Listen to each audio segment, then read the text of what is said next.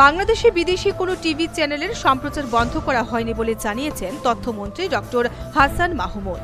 কেবল television network পরিচালনা আইন 2006-এর উপধারার বিধান লঙ্ঘন করে বাংলাদেশে ডাউনলিংকৃত বিদেশি টিভি চ্যানেলের মাধ্যমে বিজ্ঞাপন প্রচারের কারণে সোমবার পরিবেশক সংস্থা ন্যাশন ওয়াইড মিডিয়া লিমিটেড এবং জাদুভিশন লিমিটেডকে কারণ দর্শানোর নোটিশ দেয় তথ্য মন্ত্রণালয়। নোটিশ দেওয়ার পর রাত থেকে ভারতের জি নেটওয়ার্কের সমস্ত চ্যানেল বন্ধ হয়ে যায়।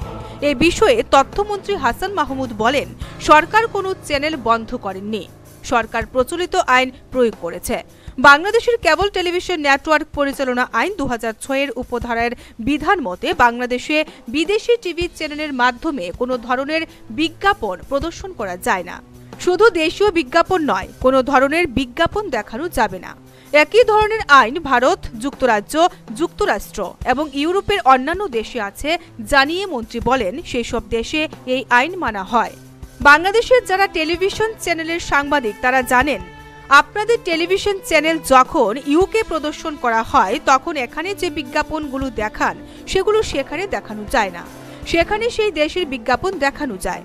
ভারতে এবং অন্যান্য দেশে যখন টেলিভিশন চ্যানেল প্রদর্শিত হয় তখন সেখানে বিদেশের বিজ্ঞাপন প্রদর্শিত হয় না। ঢাকা থেকে শাহিদ সিরাজীর রিপোর্ট, নিউজ ভ্যানগার্ড।